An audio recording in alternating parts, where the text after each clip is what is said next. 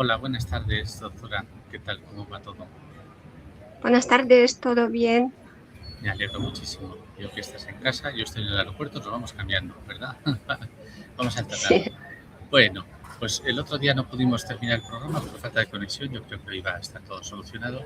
Y el otro día pues vamos a continuar con lo que era el programa, que era sobre algunos microorganismos, pues que no siempre son tan bonitos ni tan deliciosos como otros, ¿no? Pero algunos crean algunos problemas. No sé si íbamos a empezar por el Echinococcus o por el Euritrema, pero bueno, adelante. Bueno, he intentado investigar un poco sobre estos parásitos porque hay un vídeo que ahora circula por las redes de un médico latinoamericano que asegura que una parte de diabetes mellitus tipo 1 y tipo 2 está producido por Erythrema pancreático. Es un gusano plano, trematodo, que su ciclo pasa por langostas y por caracoles. O sea, se aloja como cuando es forma de larva en caracol y en langosta, y después cuando los comemos o cuando los comen animales y nosotros comemos animales, nos podemos contaminar. La gente suele, aquí en Menorca es muy popular langosta, caldereta de langosta, pero sabemos que la langosta se prepara muy rápido, se pone en agua caliente y se come. Quiere decir, tiene muy poco pues exposición a temperatura alta, que es lo que inactiva parásito. Lo mismo caracol. Los caracoles pues se preparan con agua caliente, pero no mucho tiempo. Entonces, parece ser que puede entrar en páncreas tanto de animales como humanos, aunque si ponemos en Google eritrema pancreático diabetes humano, te va a poner que muy poco probable, casi nunca. Pero cuando lo pones con estudios, salen estudios hechos en España después de una necropsia, cuando ya ha fallecido la persona y cuando se hace por alguna razón necropsia, pues se ha visto que era este parásito. Entonces, se aloja dentro de las células pancreáticas y lo que hace es poco a poco ir destruyendo páncreas, produciendo como una pancreatitis crónica que no tiene por qué dar síntomas, puede ser asintomática, que poco a poco va pues disminuyendo células beta de páncreas y disminuyendo cantidad de insulina que se produce. Y después produce fibrosis pancreática que se traduce en ausencia o muy baja cantidad de insulina. Entonces vive en Europa Ujú. este parásito, en Madagascar, en Asia y puede vivir en otros sitios, se adapta. Los moluscos son típicos de aquí, Bradivaena similaris, que son los que crecen aquí en Europa. También puede alojarse en hígado, produciendo inflamación de hígado, y también a veces se ha confundido, digamos, el diagnóstico de cáncer. Lo curioso que en estudios dicen que cuando se hace biopsia pancreática, por ejemplo, y porque hay una supuesta masa o hay alguna patología, se hace biopsia, pueden salir células, por ejemplo, cancerígenas, o pueden salir células pues, de fibrosis cuando hay pancreatitis crónica, que después cuando se mira en necropsia, lo que se ve que era otra causa. O sea, no siempre en la biopsia es realmente ver con precisión lo que pasa en todo el órgano. A veces hay que sacar el órgano, analizarlos para ver todo el parásito y así pues ver qué es lo que lo ha producido. ¿Esto qué significa? Que diagnóstico por biopsia no es del todo cierto 100%, porque ya hay estudios que han confundido pues, diagnóstico por biopsia y por necropsia. Bueno, entonces la persona se siente decaída, disminuye peso, pierde masa muscular, sube azúcar y páncreas puede estar inflamado o fibrótico. Pero ¿cómo se traduce esto en analítica? Pues se traduce que no hay depósito de insulina, que eso en analítica se mide por péptido C. Lo curioso que no a todos miden péptido C. Cuando se diagnostica diabetes es muy importante pedir péptido C, porque es la reserva pancreática de insulina. No sé por qué no entra como en protocolo, pero claro, no es lo mismo tener casi normal, casi cerca de 6, de 6 a 12 es normal, o tener 0,8. Entonces, hay que ver qué reserva todavía queda pancreática, porque de eso va a depender qué es lo que podemos recuperar. Y oficialmente dicen que se trata con praziquantel 20 miligramos por kilo y albendazol, que es escasole, 10 miligramos por kilo.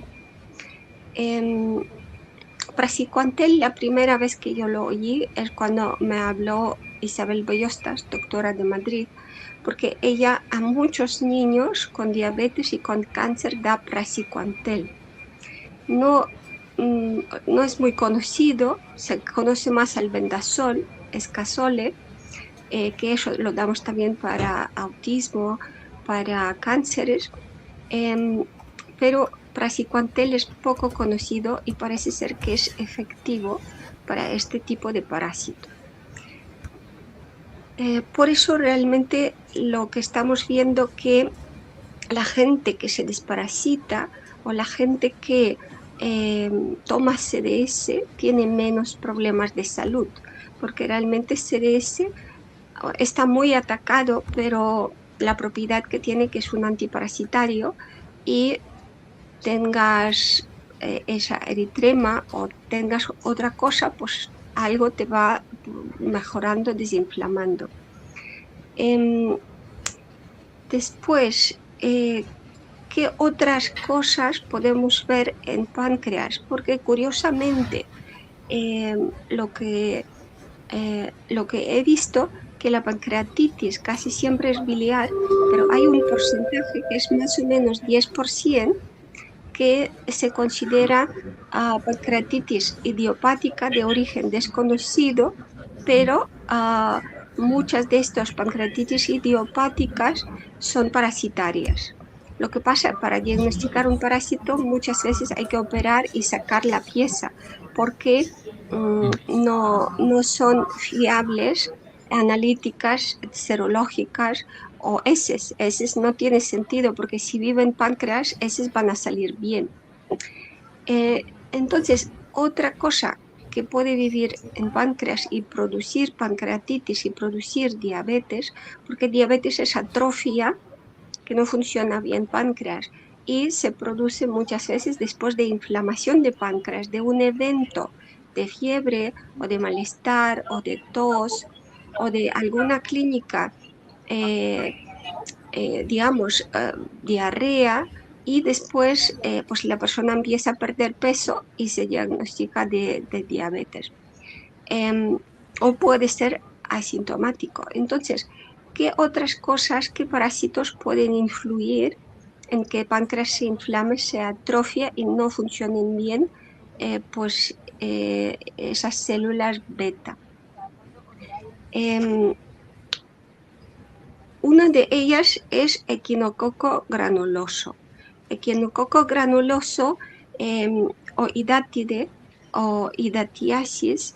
En España hemos visto bastante cuando yo ligué, porque tú cuando ves varios quistes en páncreas o en hígado, pues es una de los posibles diagnósticos. Lo que pasa es que a veces se infravalora y te dicen, mira, pues tienes un quiste o tienes pues páncreas inflamada, pero no se mira realmente qué podría ser. Se dice que es idiopática. Entonces, inococo granuloso es otro parásito que puede alojarse en menos situaciones, principalmente está en pulmones y en hígado, pero puede alojarse también en páncreas, produciendo pues disminución de las células beta y produciendo falta de insulina.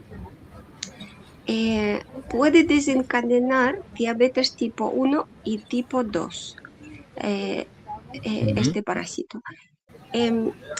Entonces, claro, la gente que cree en medicina me va a decir, pero ¿por qué entonces cuando tú tomas metformina, que mucha gente mayor lo toma, se Sí. controla azúcar y ya no tienes que hacer nada más? Lo curioso que encontré que la metformina es un antiparasitario para equinococo granuloso. Eso no se dice, pero eso No, hasta no inteligencia sabía. artificial lo sabe, porque no se dice, porque, claro, si tú dices que diabetes tipo 2 se controla con metformina y dices que es un antiparasitario, queda claro que diabetes se ha producido por parásito. Pero, claro, mayoría de veces se dice que es causa desconocida o porque comes mucho azúcar.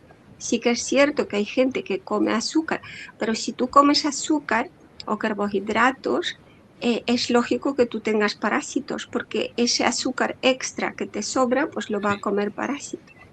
Entonces, Y cuando tú tomas metformina, probablemente también al revés, ¿no? Si tienes parásitos tendrás más apetito por el azúcar y por los productos refinados. claro, está todo muy relacionado. Entonces, si tú tomas metformina y va a parar en la reproducción, que es fase larvaria, que es la que frena, pues tu azúcar va a estar mejor. Pero en cuanto dejes metformina, va a empeorar otra vez, porque otra vez se van a reproducir. Entonces, es otro posible parásito que tenemos que tampoco se tiene en cuenta. Em, Otro parásito interesante que vive en páncreas es Toxoplasma gondii. Para equinococo, digamos, el animal que lo puede transmitir es perro y para Toxoplasma es gato. Eso es lo que dice la ciencia oficial, porque también hay gente que dice que los huevos de parásitos están en las vacunas. No sé hasta qué punto eso es cierto, pero si diabetes se produce en niños pequeños de 1 año, de 2 años, de 3 años, y a lo que dice, por ejemplo, comunidad Amish, que los niños no vacunados no tienen diabetes tipo 1, pues es lógico que algo hay en vacunas que lo puede producir.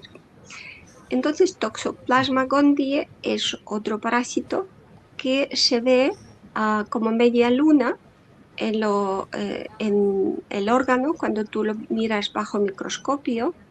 em, Entra dentro de las células y poco a poco consume recurso de la célula, puede producir necrosis, fibrosis, destrucción de las células, inflamación, pancreatitis edematosa. Yo recuerdo que en hospital, cuando iba a hacer anamnesis, pues preguntaba si fuma, si bebe, porque claro, pancreatitis y alcohol van juntos, pero alcohol es azúcar. Y cuando te decían que no, que ni bebe, ni fuma, eh, pues no tiene factores de riesgo, ni tiene piedras en la vesícula, entonces se ponía el diagnóstico pancreatitis idiopática. Eso de idiopática es como un poco chiste, porque claro, alguna causa tendrá, pero como no se busca, pues Entonces, toxoplasma es una de esas posibles causas cuando no hay una causa evidente. Vive dentro de la célula, se multiplica en la célula, se transmite por gatos em,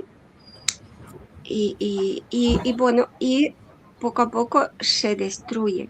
Lo curioso de toxoplasma que cuando tú haces analítica, quieres saber si tú tienes toxoplasma por ejemplo, en embarazadas, porque embarazadas supuestamente no pueden contagiarse de toxoplasma porque es teratógeno y puede destruir el embrión y producir aborto. Entonces, dicen que esa analítica de estos anticuerpos al toxoplasma solo es válido a 25% de las pruebas. Quiere decir, solo en cuarta parte de la gente que está infectada va a salir que sí lo es, que no es una prueba viable. Por eso a las embarazadas les dicen cuidado, no toques gatos, no te acercas a gatos, porque realmente no hay ninguna prueba para decir si tienes o no tienes toxoplasma. Ah, pero hay también estudios que dicen que am, como mínimo la mitad de la población humana está contaminada por toxoplasma. Otra cosa que no se desarrolle, que es como algo, digamos, que lo pasamos como gripe o como diarrea, algo pasajero, que nuestro sistema inmune lo, lo supera bien. Pero la gente que está más débil, pues gente mayor, gente con sistema inmune bajo, también hablan de VIH, gente con VIH, con inmunosupresión, aunque también sabemos que no sabemos qué es VIH realmente, sabemos que no hay una defensa correcta del cuerpo. Em, entonces, en esa gente puede desencadenarse pues esa toxoplasmosis pancreática y también toxoplasmosis de otros órganos cerebral, por ejemplo. Em, entonces es otra de las posibles causas de este problema con páncreas. Otro posible parásito que puede existir es Ascaris lumbricoides. Es un parásito redondo que está bueno, parece que ya Europa no está, pero yo he visto en urgencias, me trajeron un día en el bote para Ascaris, que los han sacado por la boca, o sea, eso existe en España, y lo que dicen que puede obstruir el conducto pancreático produciendo inflamación y después puede producir que páncreas poco a poco se va atrofiando porque no le da suficientemente riego. También Ascaris, lo interesante que se confunde mucho con cáncer de cabeza de páncreas. Eso la gente cuando tú diagnosticas cáncer de cabeza de páncreas entra en pánico porque sabemos que la supervivencia es muy baja en estos casos, porque es cuando también se obstruye bilis. Entonces, yo para leer un poco sobre temas estos, hace 15 minutos leí un artículo que decía que diagnosticaron cáncer de cabeza de páncreas y con biopsia dio carcinoma pancreático, pero cuando lo sacaron la pieza, hicieron pues limpieza y sacaron cabeza y duodeno y toda gran cirugía. En necropsia, o sea, de esta pieza, cuando miraron, vieron que eran como una bola de Ascaris. Entonces, a mí también me parece raro, pero que gente no entre en shock cuando les dicen cáncer de páncreas, porque puede ser que no. O sea, tenemos que ahora tener todo bajo la duda. Y al producir también inflamación, pues produce disminución de estas células beta. Y otro parásito que podemos encontrar, que es fascícula hepática. Es también otro parásito que produce pancreatitis edematosa y se puede confundir con metástasis, con necrosis, abscesos hepáticos y pancreáticos. Y en analítica lo que vamos a tener es eosinofilia. Eso es típico para parásitos. Cuando hay eosinófilos en analítica, pues lo normal es hasta 1 o 2, algo así. Si tú tienes eosinófilos 5, 6, 7, 8 para arriba, tú tienes parásitos.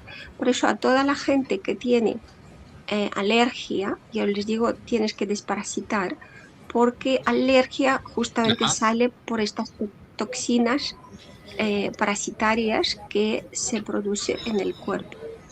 Entonces, ¿qué antiparasitarios tomar si tenemos diabetes, sea tipo 2 o tipo 1? Yo creo que lo más fácil es CDS, porque lo tenemos en todos sitios y al menos un mes no nos irá mal a nadie. Las dosis habituales, 10 mililitros al día. También podemos tomar peróxido de hidrógeno, unas gotas, por 5, 7, 8 gotas que no te moleste, pero que ya vais consumiendo porque es un antiparasitario. Y aparte de esto, pues tomar artemisa, a tomar perilla, que también es antiparasitaria, tomar orégano, que es muy buen antiparasitario, de vez en cuando tomar aceite de ricino, tomar agua de mar, un vaso al día por la mañana, va bien como antiparasitario, como laxante. Entonces, no tenemos que entrar, digamos, en pánico, pero tenemos que comprender que los diagnósticos son muy aproximados. Yo creo que ni los propios médicos saben a veces lo que dicen, porque cuando dicen idiopático significa que no tienen ni idea. Y pues ir como antes, cada 3 meses nos desparasitábamos, comíamos carne bien preparada, nada de carne así poco hecha, eso no es saludable. Ya sé que a la gente les gusta poco hecha, pero claro, carne tiene sus bichos, hay que Sí, hacerlo bien. Igual tiene como riesgo. con todos, claro, tiene sus riesgos. Igual como pues langostas y todo lo que preparamos, pescado, eso, caracoles, todo, pues hay que hervir bien, preparar bien para evitar esto, pues lavar las manos con temas de fruta, verdura, carne, cuando los preparamos, no poner las vacunas, bueno, a tomar estas precauciones y desparasitarse regularmente. Yo creo que al final podemos sentir cuando hay parásitos, claro, cuando no tienes ganas de comer o cuando comes demasiado dulce, cuando tienes antojos, cuando la barriga se hincha y te habla. O sea, cuando tu barriga por la mañana hace ruido como, como si alguien te hablara, ya tienes que desparasitar. Em, Mal olor de boca, hígado hinchado o la barriga hinchada, problemas de ir al baño, diarreas o estreñimiento. Son signos indirectos que pues hay que hacer limpieza y desparasitación. Así que yo creo que poco a poco lo vamos viendo. Diabetes tipo 2, la verdad es que es fácil de curar, fácil. En un mes, casi todos los que han querido hacer un poco de dieta, desparasitar, desinflamar, cambiar alimentación, lo hemos conseguido. Tipo 1 no hemos conseguido todavía, pero voy a tener que insistir a esta gente con tema antiparasitaria porque estamos viendo que puede ser una causa, digamos, etiológica y allí vamos, allí tendremos que recomendar, pero CDS sí pues, se puede recomendar en niños, adultos, pero DMSO tenemos que ya recomendar un mes después de desparasitar, porque DMSO como funde todo y funde parásitos, a veces salen tantas toxinas que producen como una reacción secundaria. Por eso hay que esperar un mes y ya en un mes sí que se puede dar. Es un poco estas novedades que bueno, lo sabíamos, pero yo no era tan consciente. Y pues cada vez sabemos más y cada vez quizás encontraremos más soluciones para cosas raras que nos pasan y pasan a niños y claro, sufren mucho porque pincharse insulina con 15 años es molesto, pero pincharse con 2 años insulina es una cosa muy triste. Así Sí. que, bueno, Y en estos casos también se puede hacer la desparasitación con albendazol, mebendazol y con todos estos antiparasitarios de farmacia, o es mejor remedios naturales. yo haría con todo, porque cuando hay una cosa seria, es porque ya hay bastante reproducción del bicho y porque nuestro sistema inmune no ha podido frenarlo. Pero sí que en niños lo que se hace es rotatorio. O sea, empezar por uno, por ejemplo, orégano, hacerlo 7 días, descansar un día, hacer ricino, después hacer ivermectina, después hacer albendazol, ir rotando, no poner todo a la vez. También en adultos sería bueno rotar, porque además parásito muta y se adapta al antiparasitario que tú le estás dando. Por eso con antiparasitarios hay que rodar los productos, no siempre dar el mismo, ir cambiando para que no se acostumbre tanto y para que pues vaya liberándose.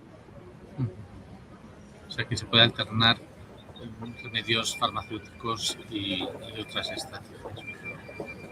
Sí, ivermectina usamos muchísimo y ayuda mucho. Albendazol y mebendazol también lo usamos, pero son difíciles de conseguir, especialmente mebendazol, porque venden 2 pastillitas, que es dosis diaria, y si tú necesitas un mes, necesitas 30 cajas. No es fácil de conseguir. Y praziquantel, pues es todavía menos habitual, pero también se puede conseguir, con la receta se puede conseguir. Muy bien, pues muchas gracias por acercarnos al mundo de estos bichos inteligentes que parece que no tienen cerebro, pero se adaptan y aprenden y fastidian. Se adaptan porque les damos realmente pie de que vivan dentro de nosotros. La gente no se da cuenta que todo lo que tú consumas y tu cuerpo no necesita, alguien lo tendrá que tragar, porque si no tú explotas. Entonces les damos realmente el pie para que vivan y físicamente y con pensamientos, porque si miráramos nuestros pensamientos, serían como todos bichos, porque claro, pensamientos que tenemos no son puros, son un poco así parasitarios, y eso también atrae esa parte energética de estos parásitos. Así que eso, concienciándose. Muchos pensamientos son parasitarios y muchas veces las redes sociales parece que está llena de parásitos que quieren pegarse a tu cabeza. En todos sitios estamos en un mundo que hay que estar muy atentos, música, películas, fútbol, comida, parejas. Yo creo que estamos rodeados de un mundo complicado porque somos muy inteligentes y podemos con ello, pero nos cuesta. Nos cuesta. Pues muchísimas gracias, doctora. Cuídate muchísimo y que nos veamos pronto y bien. Gracias a todos, gracias Luis, que vaya bien. Muchas gracias, hasta pronto. Dios.